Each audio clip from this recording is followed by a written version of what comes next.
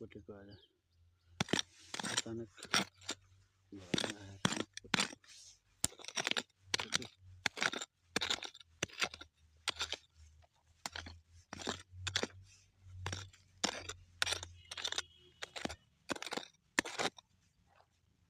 अचानक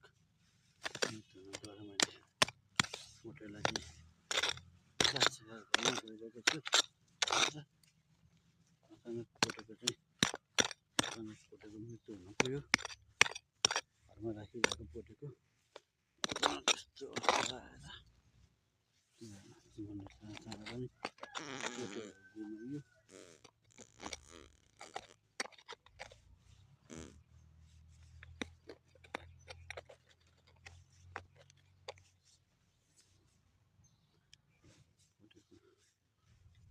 संस्कारलाई गर्दैछु।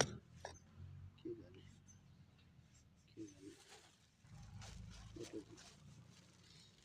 भगवान् पोटे मैले घर पालेको पोटेको मृत्यु भएको कारणले क्षमा चाहन्छु। के गर्ने छोराहरू गएर पढ्दै गरेछन्, आफू पनि पढ्दै गरेछन्। मैले चामल सुख हालेर मैले चाहिँ पोटेलाई हिँड्न पार्दैछु। परमेश्वर भगवान् आत्माले शान्ति पाओस्। परमेश्वर आत्माले शान्ति पाओस्।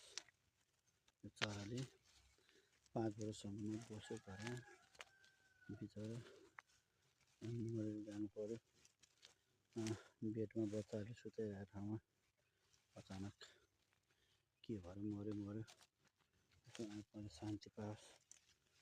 भगवान् पोटे आत्माले शान्ति पाओस् भन्न चाहन्छु।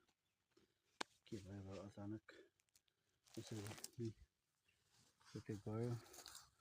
के गर्ने मैले यहाँनिर पोटेलाई अन्त्येष्टि गरिदिएँ। आत्माले शान्ति पाओस्, पोटेको आत्माले शान्ति पाओस् भन्न चाहन्छु। के गर्ने यस्तै छ हालत। आत्माले शान्ति पाओस् भन्ने छ।